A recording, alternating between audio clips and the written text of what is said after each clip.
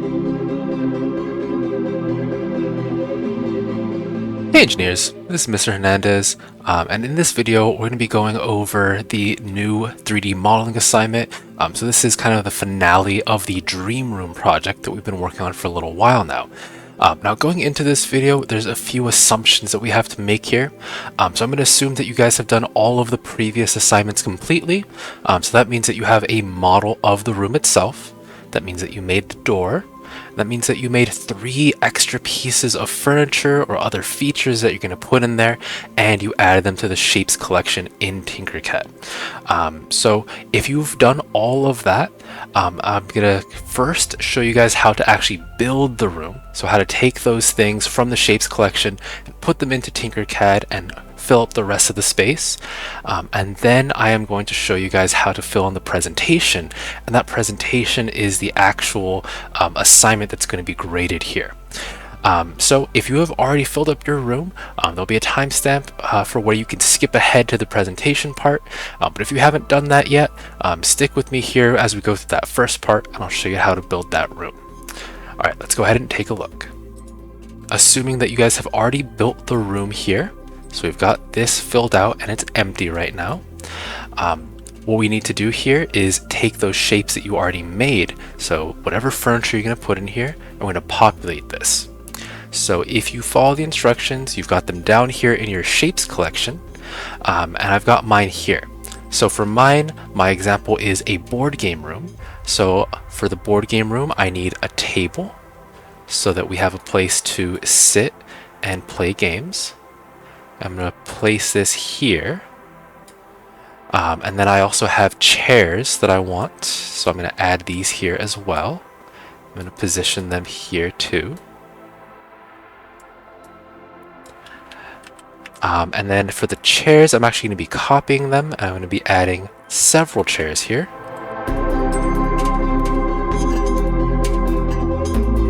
Alright, that's pretty good so far. And the last piece of furniture that I made for this room is this shelving unit, so there's plenty of storage for lots of different board games. So I'm going to place this here and rotate it.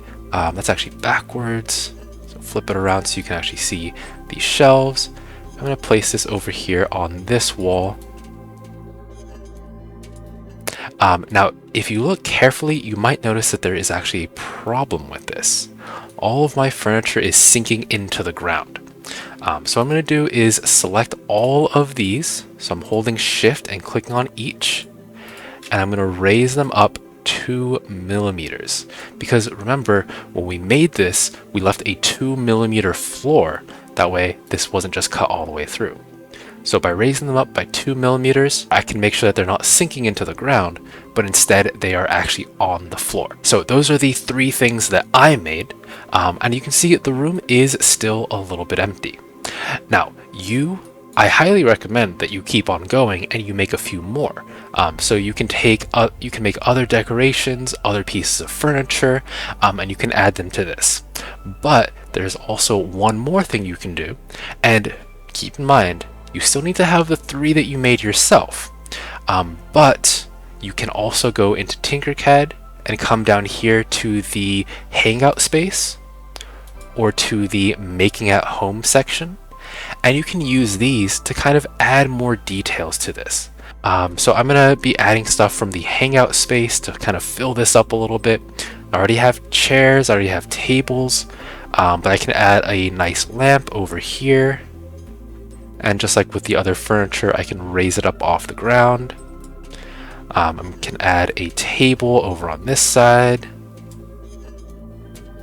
Raise it up off the ground. I can put a plant on top of the table. And just like that, you can see that the room seems a lot more filled out already.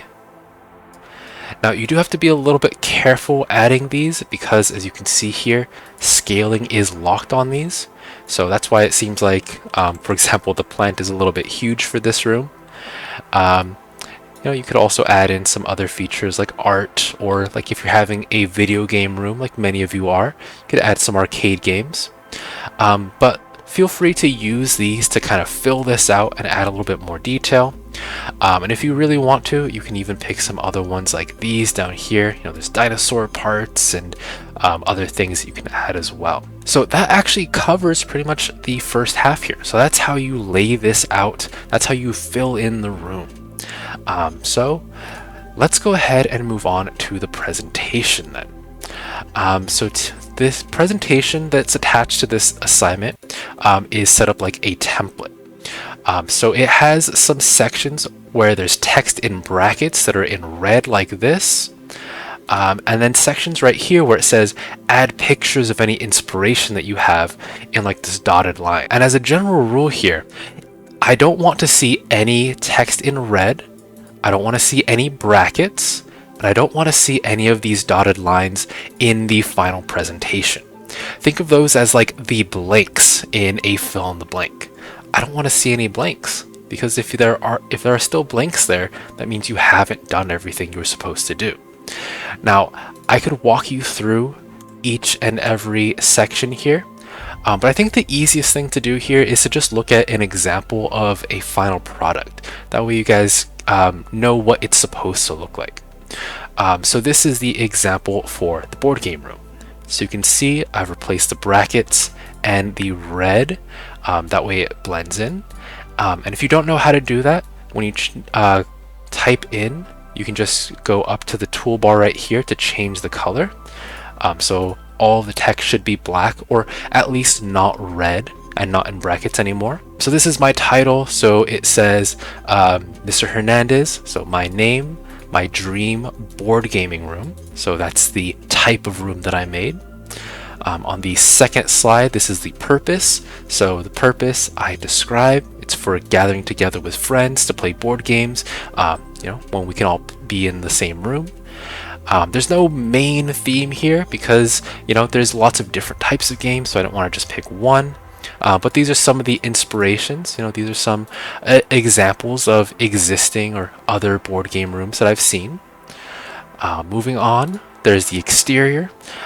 So for here, just to explain right here, it says that you need a straight on view of the entrance or the windows. So that means that in Tinkercad, you're basically clicking on one of these sides right here, and you're giving me that straight on view. So pick the one that shows me the most. For mine, I have these windows and the entrance on this side, so that's the most useful for me. And then you explain your choices. So I chose like a neutral color because, in this room, it's all about the games. It's not about the room itself. The room is just a space for it. There's only one entrance because there's nowhere else that you need to go. But for example, if I was making like a living room, you're probably going to want more than one entrance, because a lot of the times like a living room or a home theater is going to connect to more than one place. And then there's big windows on the side so that the plants stay alive and let in some natural light. Alright, so there's the exterior. Now we move on to the interior design. And in the template, it says you need an isometric or top-down view of the whole room. So here I've got a top-down view, but what you could also do is an isometric view, which basically just means that you clicked on one of the corners right here instead. So this would be like an isometric view. But depending on your room layout, a top-down view might be the best option, like I've done there. But like I said, if you have a particular layout, maybe you have some really big rooms, windows you need to show off or something like that, you might be better off with one of these angles. Alright, so I took a screenshot of that and I added it here, and then I need to describe it. So first part is the main focus. So the main focus of this is obviously the big table, that way you have lots of space to play. Some extra features are, or the rest of the layout. So there's a lamp right next to the table so you can kind of light up the area where you're going to be working. And then there's the shelf down here for storage. And last is just, the extra table and the plant for decoration. And then the last page is kind of a deep dive into one particular feature. So this is the special highlight. So for mine, the special highlight would be the table, and I would say that the table is the best feature because it has this hidden storage compartment in the middle. So I've listed the dimensions here, and basically list how I made it. So the table's all just made out of boxes, and I have to describe what else makes this special. So that's how you can see all of these things are addressed. Now there is just a little bit more that I want to tell you about this. So for example, the interior design shot shows this the best. I told you guys I don't want to see dotted lines and I don't want to see red.